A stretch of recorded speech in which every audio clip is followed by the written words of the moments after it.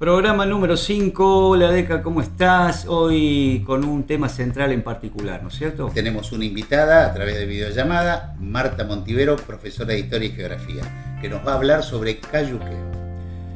En el material para recomendar Sí, como siempre, relacionado con el tema que estamos desarrollando. y también las noticias del ayer. Trajimos del diario de Rosario, El Municipio, de abril de 1911. Bueno, vamos. Vamos. Bienvenidos a Caminos y Pueblos. Hola Diego, ¿cómo te va? ¿Qué tal Deca? Contento por estar arrancando una nueva entrega de esto de Caminos y Pueblos. Logramos una continuidad, ¿no? ¿Quinto Sí. programa? Quinto programa. Como siempre, para quienes nos encuentran por primera vez, les queremos recomendar nuestro sitio web, caminosypueblos.com.ar. Allí podrán ver todas las investigaciones que venimos realizando y el aporte de muchísimos historiadores de la región centro del país. Estamos transmitiendo por el canal de YouTube de Triple Media Contenidos, en donde ya está disponible la lista de reproducción para que vean las entregas que hicimos hasta ahora. Arrancamos con el Camino de Gordillo, ya tuvimos algunos invitados, hoy ya lo vamos a comentar específicamente, pero tendremos alguna innovación, porque vamos a tener una invitada. Sí, una invitada, en este caso a través de videollamadas, que nos va a estar hablando de Cayuqueo, una localidad ubicada sobre la ruta nacional, la ruta provincial número 6, en la provincia de Córdoba estamos hablando, y sobre la línea del ferrocarril central argentino. Mira, vamos a aprovechar las herramientas que nos brinda Google, entramos al mapita, cuando decimos Cayuqueo podemos contarle a la gente que está entre La Laguna y Diazábal, ¿no? Un lugar que descubrimos, no me acuerdo en qué año de acá. En diciembre del 2018. Nos llegamos hasta ahí porque la noticia que nos atraía era la cuestión de un pueblo que había sido abandonado. Lo que se ve y lo que encontramos en aquel momento es la estación de tren, una escuela rural, una capilla, ¿no? Y una familia que vivía por ahí. Y restos de lo que es la estación del ferrocarril. Exactamente. En ese momento de acá estábamos realizando la investigación para una de las revistas, que no me acuerdo cuál fue, la número 3. Esta es la número 2, era la que hicimos la línea que va desde San José de la Esquina hasta Cayuqueo. Claro. Como siempre, invitamos en cada localidad a algún historiador o a alguna persona que le interese la historia para que cuente esos orígenes. En este caso, Marta Montivero, que es de la localidad de Idiazábal, junto con sus alumnos había hecho una investigación y presentaron el trabajo para en realidad lo presentó Marta para nuestra revista. El artículo tiene que ver con el recuerdo de Cayuqueo, ella se va a explayar un poquito más al respecto, pero para quienes quieran conseguir más información o necesiten algunos detalles, visiten el sitio web y allí lo van a encontrar. ¿Te parece que lo vemos con Marta? Vamos con Marta que nos está esperando. Te dejo con ella. Hola Marta, ¿cómo te va? Gracias por acompañarnos. Hola Héctor, Diego, ¿qué tal? ¿Cómo les va? Un gusto estar con ustedes y bueno, agradecida de que me hayan tenido en cuenta para este proyecto tan importante que ustedes siempre llevan a cabo, al cual aplaudo y aliento para que continúen dándole un espacio a toda la historia regional. Bueno, te presento Marta Montivero, docente, profesora de Historia y de Geografía, es de la localidad de Idiazábal y trabaja en el Instituto Secundario José María Paz. Junto con esos chicos, ahí es la idea que empieces a contar un poco, desarrollaste e investigaste sobre una localidad vecina, Cayuqueo. Yo podría agregar ahí un pueblo despoblado. ¿Podemos estar introduciéndonos en la historia, Marta? Sí, la verdad que es un proyecto que se llama En Busca de Nuestras Raíces, que ya lleva casi 30 años, un poco menos de lo que yo estoy dando clases, digamos, al frente del aula.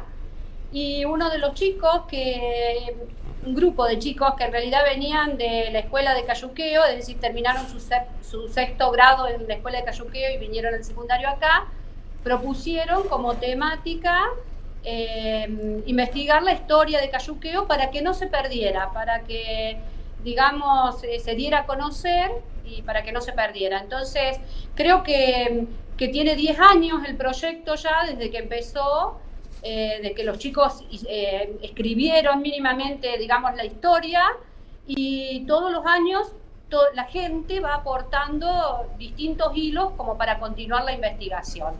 Así que, bueno, sí, es un pueblo vecino, Cayuqueo, está a 8 kilómetros de Idiazábal. Entonces los chicos, cuando terminan su escuela primaria, vienen a cursar su secundario aquí al Instituto José María Paz, y bueno, es una iniciativa de un grupo de alumnos de Cayuqueo.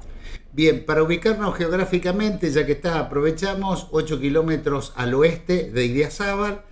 Fue habilitado cuando se habilita el ferrocarril central argentino, que va justamente desde Idiazábal hasta Dalmacio Vélez. Se van creando las estaciones de Cayuqueo, Pasco y Ticino. ¿Está bien lo que digo? Exacto. Y hay una particularidad.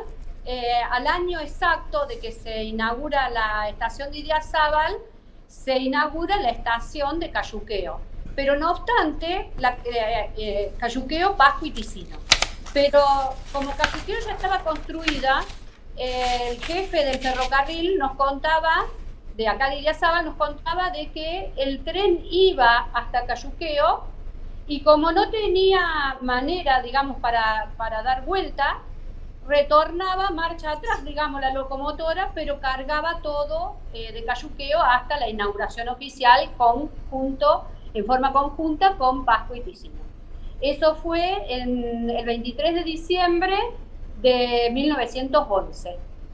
Perfecto. Con respecto al nombre, una curiosidad ¿o no? Sí, el nombre es una curiosidad porque Cayuqueo es un vocablo de origen mapuche. Y cuando vos revisás los nombres de las estaciones del ferrocarril, cada uno tiene su fundamentación. Entonces, nosotros solo hacemos alusión a ese cacique, Cayuqueo, y a ese nombre que en mapuche significa 6 pedernales. Quizás vos ahí tengas algo más para aportar, digamos, con respecto a este nombre. Sí, cuando hablamos de 6 pedernales hablamos de 6 piedras preciosas, ¿no es cierto? Mira, lo que es mi hipótesis de trabajo, hace rato que vengo trabajando en eso, que la vecina local, nosotros estamos en Marcos Juárez, nuestra vecina localidad de Leones, toma el nombre de la Batalla de los Leones, que se llevó a cabo en la Cañada de los Leones, ahí próxima a lo que hoy es Melincué. Hoy es provincia de Santa Fe, pero en su momento era tierra de nadie o tierra en disputa entre el hombre blanco, por así decirlo, y las comunidades ranquelinas y mapuche, fundamentalmente, o pampas. ¿Está? Entonces, esa batalla se llevó a cabo en 1857. Timoteo Gordillo le pone el nombre acá a la posta de los Leones entre 1859 y 1860. Me llama la atención que más de 50 años después se le ponga a una estación el nombre de un cacique mapuche o ranquelino o pampa, ¿no? Exacto. O sea, el nombre es una particularidad, y el pueblo también tiene una particularidad, que es Federico Coberton, el que presenta los planos del pueblo, que nosotros no sabíamos por qué él, que sabíamos que era un empresario ganadero de la zona de Santa Fe, pero no sabíamos por qué presentaba él los planos del pueblo, a lo que vos podrías también ampliar un poco esa información. Sí, digamos. Mira, ¿te acordás? Junto con Diego acá, allá en agosto del 2021, en julio del 2021 estuvimos visitando la localidad de Venado Tuerto. Sí. Ahí estaba Jorge Coberton y su hijo Jorge Arturo. Ellos nos contactaron a través de Caminos y Pueblos porque tenían varios planos auténticos de las localidades de, por ejemplo, Cayuqueo, Montebuey, María Susana e Idiazábal. Resulta que su abuelo, exacto, Federico, era cuñado de Enrique Woodgate, que compraban las tierras del ferrocarril o eran agentes del ferrocarril central argentino. Ellos hacían los planos, hacían el loteo y vendían esas tierras. Entonces ahí había un gran negocio, exacto, inmobiliario. nos contás un poco sobre la escuela, cuándo surge, ahí ¿qué queda de Cayuqueo? ¿Queda la escuela? ¿Queda la capilla? ¿Qué queda? Cayuqueo está rodeado de muchas estancias y entonces había muchos colonos, esas estancias arrendaban o establecían contratos de mediería y tenían muchos colonos que tenían muchos hijos, las familias antes eran numerosas, que tenían que mandar a la escuela. Entonces la gente de las colonias estaba muy preocupada porque no tenía dónde enviar sus hijos a la escuela. Generalmente a las lecciones se las daba un maestro que se establecía en un campo y después los chicos tenían que ir a rendir a una población cercana o a una ciudad. Entonces ya del año 28 se encuentran registros de que se le pide al superior gobierno de la provincia que se establezca una escuela en el pueblo de Cayuqueo. Unos años más tarde se va a fundar la escuela y entre el 35 y el 37 se construye el edificio, que es el que conocemos ahora, y se construye bajo el tipo arquitectónico de una escuela de tipo, que tiene como si fuera una galería delante, a dos aguas, bueno, con esas características. ¿El nombre de la escuela, Marta? La escuela se va a llamar Presidente Sarmiento. Al frente está hoy en día la maestra Valeria Pereira. Y bueno, me hubiese encantado de que pudieras charlar, porque durante muchos años estuvieron las docentes Irma y María Rosa Navarro, y luego le siguió también por muchos años María de los Ángeles Berti.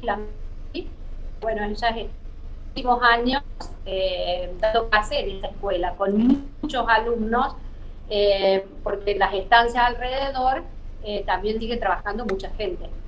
Y con respecto a la capilla, ¿qué nos podés agregar o ilustrar? Bueno, otro de los edificios emblemáticos que quedan en Cayuqueo es la capilla. La capilla se erigió, primero se hizo una comisión de damas que fue juntando fondos en el año 36, después en el año 43 hicieron la comisión de caballeros, y después en el 46 lograron bendecir el templo bajo, digamos, la protección de San José. Toda la nuestra es muy de San José, de hecho el arroyo Cruce y Azábal, que el nombre geográfico es el Chato, nosotros lo conocemos como Arroyo San José. Y muy devota de San José y San Roque. Ellos, los inmigrantes, se invitaban a San Roque, que era patrono de los viajeros, entre tantas cosas, y San José, patrono del trabajo. Entonces, la capilla, digamos, bajo el patronazgo de San José. La capilla tiene una particularidad, porque el sacerdote, hay muchos documentos, y él te dice que va a venir a dar misa el 5º domingo de cada mes. Y es raro encontrar un mes con un 5º domingo, ¿sí? Son muy pocos. Entonces, bueno, después se da cuenta y dice cuando los haya, bueno, y que se va a establecer cuando sea la 22C, que es el 19 de marzo. Después de un tiempo la capilla se cierra, estuvo muchos años cerrada, un grupo de vecinos la vuelve a abrir, se da la comunión, y hace poco un hijo de un habitante, de un ex habitante, que es Carlitos Alanís, que es arquitecto, la remodela, la reconstruye toda la capilla, y cada 19 de marzo se hace la procesión en honor a San José, en donde toda la gente que vivió en Cayuqueo se da cita en esa fecha para venir a reunirse nuevamente en torno de esa procesión y volver a encontrarse con sus raíces, con su gente, con sus afectos. Y se hace una reunión muy, pero muy grande de todos los vecinos que algún día emigraron. Marta, te hago una consulta. ¿Qué población llegó a tener en algún momento Cayuqueo? ¿Cuándo se cerró el ramal? ¿Qué población tiene hoy? ¿Qué queda de esa estación? Bueno, Cayuqueo, según los anuarios, guía y el anuario del ANDE de Belleville, llegó a tener hasta 900 habitantes, entre el pueblo y la colonia. De a poco se fueron yendo. Yo recién hice mención de que Cayuqueo está rodeado de estancias, y es posible que esa sea una de las causas por la que la gente empezó a migrar a los pueblos vecinos, a las ciudades vecinas, porque no han hecho la migración como se dio en otros pueblos, que la gente se iba a las grandes urbes como el Gran Córdoba, el Gran Rosario, el Gran Buenos Aires, sino que la gente está dispersa dentro de la provincia, en ciudades o en pueblos chicos también, y bueno, por eso es más fácil de reunirse para la festividad que te decía. Esa puede haber sido una de las causas. Y el ramal se cierra en 1978. Deja de pasar el tren de pasajeros y empieza a decaer, a declinar lo del el tren de cargas, que pasa unos años más, pero ya no recibe, digamos, no hay acopio. El acopio se hace o en Idiazábal o en otras localidades de cereal. Entonces al poco tiempo se desarman los galpones del ferrocarril y bueno, esa es la historia. Y la gente de a poco empieza a migrar. La causa, yo supongo que porque las grandes estancias, cuando se dio la ley de desalojo rural, digamos, o tenían que comprar o se iban, y ellos veían que irse era una posibilidad para hacer estudiar a los hijos, otra posibilidad de trabajo, y entonces muchos decidieron irse, mucha gente decidió irse. Como ya dije, expliqué anteriormente, a los pueblos vecinos, a ciudades. Hay mucha gente que vive en Río Cuarto, en Jesús María, en Villa María, en Pose, pueblos vecinos. Marta, ¿en algún momento alguna firma importante en el sentido de un gran comercio, alguna industria relacionada a lo mejor con la ganadería? ¿Hubo algo? Sí, sí. Tuvo casas de ramos generales muy importantes. Ahí también está la impronta vasca, porque la casa más importante era de Pedro Baléstena y de Teléfono Toledo.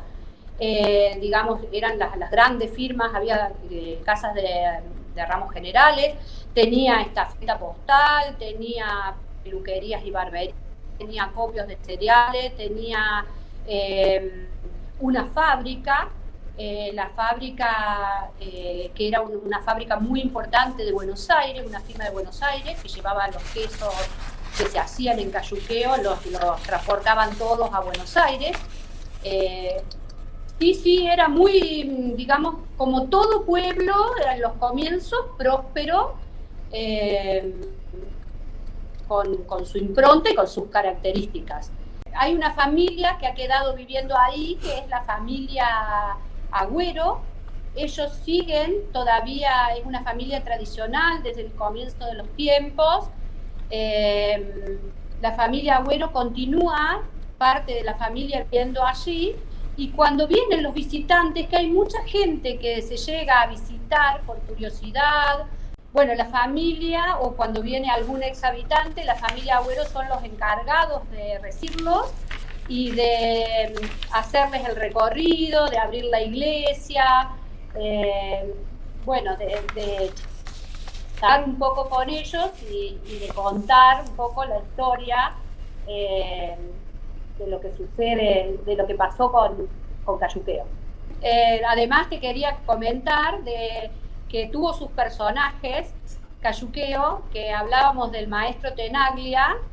El maestro Tenaglia fue ministro de Educación de la provincia. También Amadeo Sabatini, en su época de médico, recorría Cayuqueo en sulky, venía a visitar a las personas, digamos, que estaban enfermas. Y también Coqui Melano, que fue un gran bandoneonista, también fue nacido en Cayuqueo. O sea que también tiene sus personas destacadas o ilustres. Buenísimo. Buenísimo, Marta. Desde ya, muchas gracias por tu participación, por tu predisposición y por llevarnos a hacer este recorrido por Cayuqueo. un pueblo despoblado, podemos estar diciendo. Podemos decirlo. Yo les agradezco porque agradezco y valoro muchísimo el trabajo que ustedes hacen. Aplaudo y acompaño porque esta es la manera que tenemos de rescatar las raíces y de mantener vivos en el recuerdo de toda la gente. Y a partir de este trabajo que ustedes hacen, siempre aparecen personas que nos dicen, mirá, yo tengo este documento, yo tengo esto otro, y nos van tirando nuevas líneas de investigación que trabajamos con los chicos en el secundario, seguramente. Saludo también para todos los chicos del secundario. Bueno, un placer hablar con Marta. La intención nuestra siempre es invitar a los historiadores de cada una de las localidades a que se explayen sobre lo que ellos más conocen. Pero bueno, esta interacción que comenzó en la revista que mencionamos, DECA, al principio, nos lleva a tener una serie de contactos regulares. Esto que contabas de cómo aparece el plano de Cayuqueo, cada una de estas investigaciones va enganchando en la gente. O sea que aquel que vea este programa y que pueda sumarnos datos siempre son bienvenidos, ¿no? Recordar que en el sitio web que mencionamos siempre al comienzo del programa está la revista que hacemos mención en formato virtual. Aquellos que la visiten y la recorran se van a encontrar con todo el contenido gratuito. Sí. Y quería que me comentaran un poco acerca del mapa que siempre en cada una de las revistas tenemos en contratapa. Perfecto, es como para la ubicación geográfica, como para una mejor ubicación geográfica. Exacto. En este caso, sobre lo que es el río Tercero y el río Carcarañá, estuvimos marcando lo que era el antiguo Camino Real, con la referencia de un color marrón naranja, no sé qué color será ese. Sí. Y marcamos la línea del ferrocarril, que va desde San José de la Esquina, Arteaga, Cruz Alta, Los Urgentes, Inriville, Saladillo, Montebuey, Justiniano Pose, Ordóñez, Idiazábal y Cayuqueo. Bien, esas localidades contaron la historia en esta revista y es un mapa que tiene que ver con el que también mostrábamos antes cuando trabajábamos el Camino de Gordillo, ¿no? Como esta zona del país siempre se va cruzando. Sí, totalmente, justamente tratamos de hacerlo para que sea bien ilustrativo, fundamentalmente si llega a los colegios que los chicos se pueden ubicar mejor, ¿no? Bien. Hablando de que en cada programa tenemos como secciones fijas las recomendaciones literarias, Sí. también volvemos a caer en nuestra propia producción, es esta, ¿no? Que mencionábamos. Sí, obviamente un poco de autobombo nos hacemos siempre, no, en serio, pero hay mucho trabajo previo que está bueno que por lo menos se recorra o por lo menos se conozca. Exacto. ¿Querés que vayamos a las noticias de ayer? Dale, vamos a las noticias del ayer que hemos anunciado. Noticias del ayer, Deca, ¿qué me trajiste hoy? En este caso una internacional, en el diario El Municipio del 2 de abril de 1911, diario de Rosario. Bien, ¿cuáles eran las noticias en el mundo en ese momento? El hombre más alto del mundo, Magnov, gigante ruso, célebre en el mundo por sus extraordinarias proporciones. Ahí vemos la foto. Fíjate lo de la foto, Diego, Sí. Cómo está tomada, a propósito, ¿no? En primera persona él y toda la demás gente de Claro, atrás. para que haya una referencia y que se vea, bueno, casi el doble cuerpo de los asistentes ahí, ¿no? Este famoso hombre que está excitando la curiosidad de Europa pasea ahora su célebre estatura por las calles de Milán, a cuya población ha llegado formando parte de un grupo de turistas. Cuenta 25 años y puede ser considerado como el hombre más alto del mundo. Tiene una estatura de 2,68 metros. Magnov es un individuo bien caro de alimentar. Necesita en cada comida un par de gallinas y 2 kilos de carne, cuanto menos. Mirá, y sí, había que alimentar ese cuerpo. ¿Cómo habrán llegado esas noticias, ¿no? El momento del espectáculo en el mundo para que eso tenga la trascendencia que tuvo y que llegó acá, a los diarios de Rosario. En este Y caso. la repercusión que ha tenido, a lo mejor, sin Claro. duda, ¿no? Sí, sí. Por sí. algo lo tienen, por algo lo ponen. En el caso de las noticias más locales, digamos, encontramos algo de ese mismo año también. Del mismo día, accidentes y delincuencias. Los automóviles terribles, mirá, 1911. Los automóviles terribles, una anciana atropellada. En jurisdicción de la Comisaría Tercera, ayer a las 9:30 am en Avenida Pellegrini y Entre Ríos, ocurrió un desgraciado accidente automovilístico, del que resultó víctima doña María Salvatini, italiana de 52 años y domiciliada en calle Cochabamba 1681. En circunstancias que la anciana mencionada pretendía atravesar la calzada, fue atropellada violentamente por un automóvil que guiaba Gerardo Artigas, sufriendo la dislocación de la muñeca izquierda y diversas contusiones en la pierna y muslo. Fue curada por la asistencia pública, quedando en tratamiento en su domicilio. El hábil chofer se halla detenido. Me ofendió tremendamente por el tema de una anciana de 52 años. Bueno. Recordemos la época, recordemos de que en esos años la gente vivía mucho menos que ahora, la forma de vestir, ha cambiado mucho la cultura. Entonces, eso es fundamental. Me llamó también la atención, 1911, qué cantidad de automóviles, no tengo ese dato, qué cantidad de automóviles habrá habido en Rosario. Pero para hacerte una referencia, el Ford T fabricado en Estados Unidos, que es uno de los autos, era el auto más vendido popular en el mundo, claro, y más popular en esa época, se fabricó entre 1908 y 1927. O sea, recién estaba en fabricación, salía de fabricación los Ford T. También había otros vehículos que yo lo he visto, como los Fiat 1908, acá en Isla Verde había uno que era una joyita, no andando por el pueblo, claro, obviamente. Claro. Pero sí, son detalles interesantes para ubicarnos en el tiempo que estamos relatando, ¿no? En qué año cuando hablamos y cuál es el contexto de la época. Y la relación de 1911 con el tema de hoy, que fue Cayuqueo. Obviamente cuando pasa el ferrocarril por esa localidad de Idiazábal para el lado de Cayuqueo.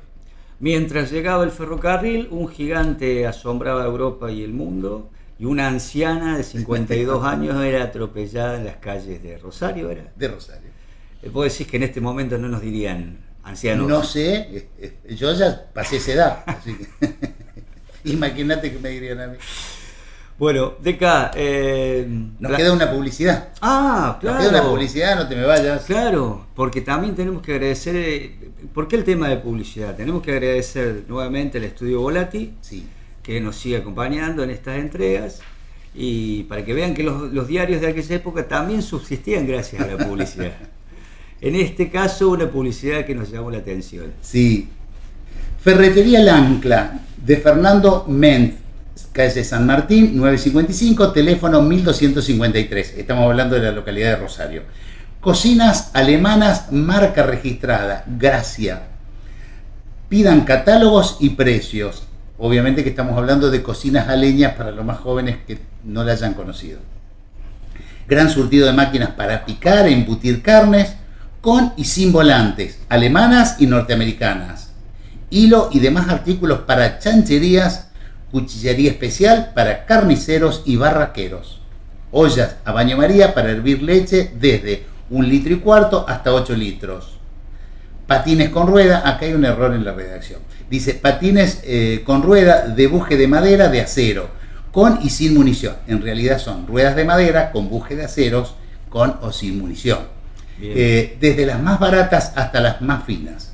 Batería completa para cocina, o sea, vendían de todo, artículos de aluminio y acero estampado, cuajo, colorantes, arcos y tela para queso, herramientas para mecánicos y carpinteros, ferretería única en su ramo, con surtido completo. Visite la casa. 1911. ¿Estamos hablando de producción nacional, ese tipo de elementos? No, para esa época, fíjate que hace referencia que son máquinas o alemanas o norteamericanas. También venía mucho desde Inglaterra. No, nosotros estamos en otro proceso. Acá lo que es industria nacional propiamente dicho no se puede considerar. Sí, aquí había talleres de herrería o alguna producción artesanal que empieza a reemplazar algunas máquinas que venían fundamentalmente para el para la agricultura y la ganadería, que es lo que se desarrollaba en esta época para 1911. Recordemos 1910, bicentenario de la Revolución de Mayo, ¿no? Claro. Estamos a 100 años de la Revolución de Mayo. Otra de las cosas que me llamó la atención es el término el cuajo. Ah, sí. Se usa, es una parte de la vaca que se usa para cortar la leche. Si vos vas a hacer queso, es fundamental. Entonces, fíjate que estaban dando todo, igual que las telas que habla ahí, o sea, todo para presionar y para sacarle todo el líquido para hacer lo que es queso.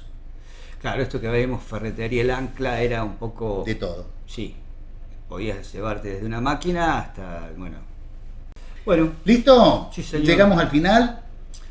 Seguramente nos ha quedado algo en el tintero. Siempre que ocurre. Pero bueno, lo podremos ampliar en otro programa. Recordarles que se suscriban al canal, que visiten el sitio, lo que decimos siempre, y agradecer nuevamente a Estudios Volati que nos permite sostener esta empresa. Sí, muchísimas gracias por ahora y lo esperamos en el programa número 6.